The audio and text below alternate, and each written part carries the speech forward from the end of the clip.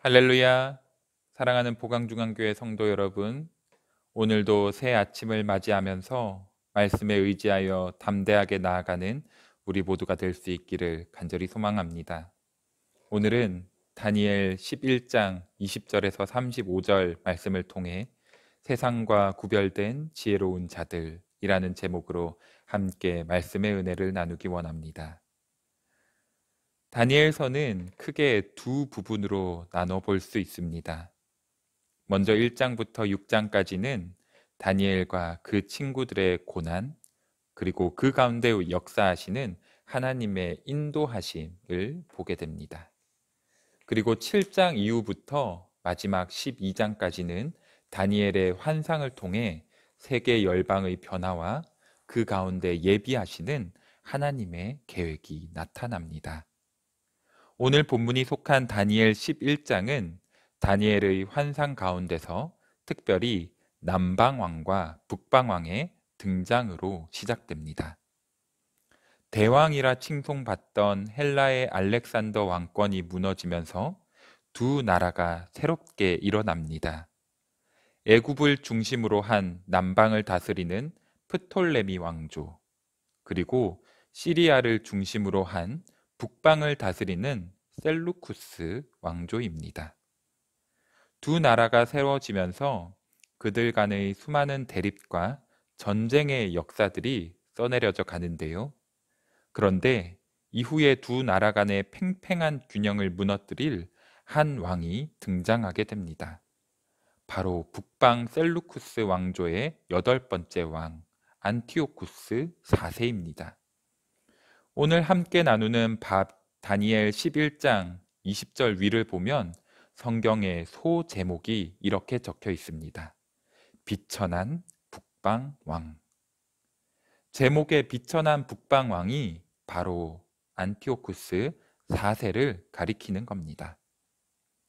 비천하다라는 말에서도 알 수 있듯이 안티오쿠스 4세의 능력이 대단하다기보다는 속임수와 술수로 왕위에 오르고 나라를 이끌었던 왕이었습니다.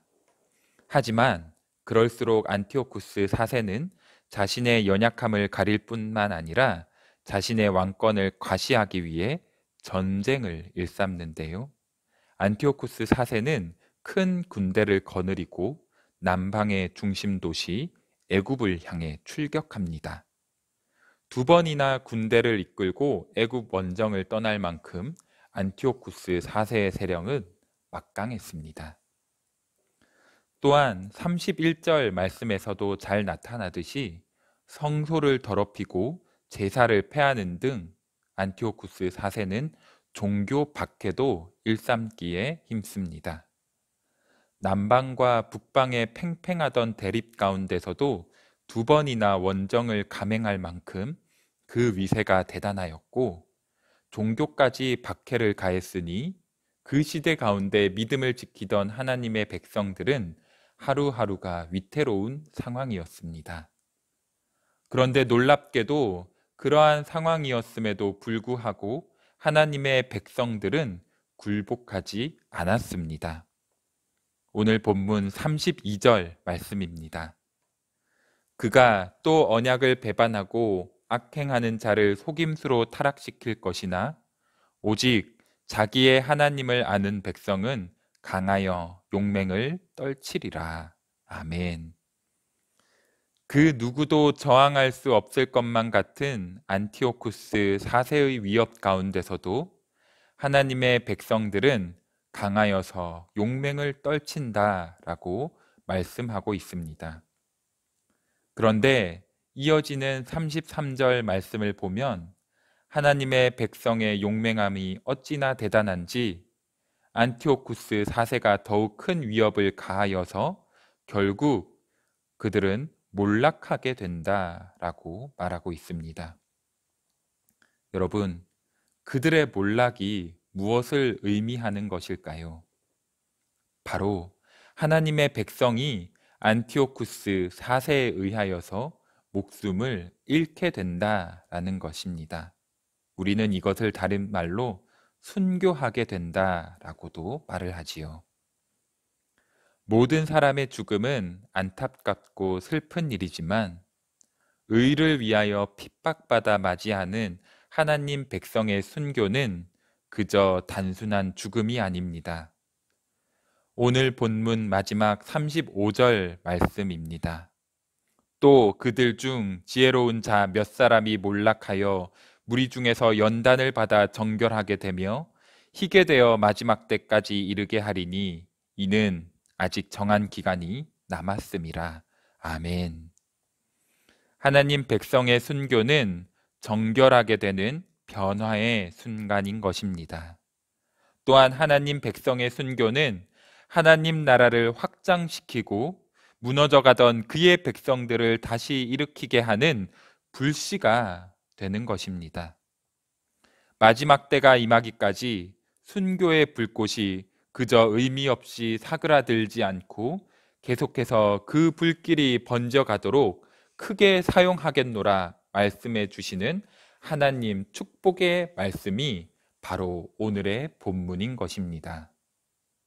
사랑하는 성도 여러분, 오늘 우리가 함께 나눈 본문의 말씀은 남방왕과 북방왕의 대립, 그리고 그 가운데 파생되는 하나님 백성의 순교라는 내용을 담고 있었습니다. 사실 이방 국가의 흥망성쇠가 하나님 나라와 무슨 관련이 있는가 싶지만 하나님께서는 단순히 이스라엘 한 나라만을 통치하시는 하나님이 아니라 온 세계 열방을 다스리시는 하나님이시라는 것을 우리는 바르게 기억해야 합니다. 모든 나라의 역사 가운데 하나님의 계획이 임하고 있으며 하나님의 주권 가운데 하나님 나라는 그의 백성을 통하여서 이루어져 가고 있는 것입니다. 우리는 세상과 분별된 삶을 살아가야 합니다. 그것이 하나님의 백성, 주의 자녀로 택함받은 우리 그리스도인의 삶입니다. 하지만 우리가 분명히 기억해야 할 것은 세상과 분별된 삶을 살아야 한다는 것이지 세상과 단절된 삶을 살아야 한다는 것이 아니라는 겁니다. 안티오쿠스 4세의 악행에 등 돌린 채 자신의 신앙만을 지키고자 하는 그런 이기적인 모습은 오늘 본문 어디에서도 우리는 찾아볼 수 없습니다. 오히려 시대의 불의함에 철저히 맞서면서 말씀을 수호하고자 죽음조차 두려워하지 않는 그 모습이 오늘 말씀을 통하여서 우리의 가슴을 뜨겁게 하는 것입니다. 사랑하는 성도 여러분, 오늘 말씀의 하나님의 백성들, 그 지혜로운 자들처럼 우리들 또한 하나님을 인정하지 않고 또 다른 우상을 세우려 하는 이 시대 가운데 강하고 용맹을 떨치는 주의 자녀들이 될 수 있기를 간절히 소망합니다. 예수님께서 죄악 가운데 헤매 있는 우리들을 위하여서 기꺼이 십자가 사랑을 나타내 보여주셨듯이 우리들 또한 더욱 하나님을 알지 못해 방황하는 수많은 이들에게 다시 한번 용기 있게 나아가야 하는 줄 믿습니다. 그리고 죄악된 모습은 말씀에 의지하여 맞서 싸우고 헤매 있는 영혼들은 사랑으로 품어주며 주께로 인도하는 정결한 그리스도인의 모습이 우리의 모습이 될 수 있도록 힘써야 될 줄 믿습니다. 우리는 12월 대강절 기간을 함께 보내고 있습니다. 이 기간 동안 우리는 예수님께서 이 땅에 오신 참된 의미를 다시 한번 되새겨 봅니다. 어두움을 빛으로 밝히시고 사랑과 용서로 정결케 하신 예수님처럼 우리 보강중앙교회 모든 성도님들을 통하여서 이 시대의 죄악된 모습이 드러나게 되고 온전한 사랑으로 다시 한번 정결케 되는 놀라운 은혜가 나타나게 될 줄 믿습니다.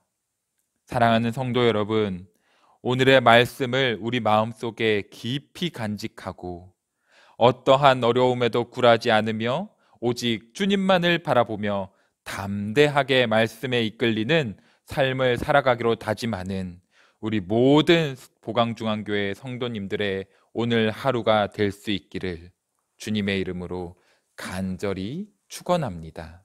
함께 기도하겠습니다. 사랑의 하나님, 오늘도 어김없이 이 새벽을 깨우게 하시니 참으로 감사드립니다.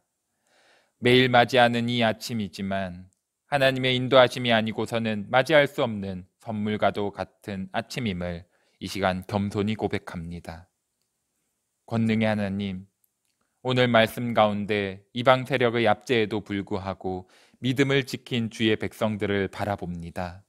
순교의 칼날에도 굴하지 않고 지켜낸 그들의 신앙으로 인해 하나님의 나라는 더욱 확장되었고 새로운 주의 백성들이 일어나게 되었습니다. 함께 말씀의 은혜를 나누는 우리 보강중앙교회 모든 성도들이 오늘 말씀의 지혜로운 자들처럼 이 시대 가운데 끝까지 신앙을 지켜내는 주의 자녀들이 될 수 있도록 세워 주시옵소서. 이들을 통하여 이뤄가실 주님의 나라를 기대합니다.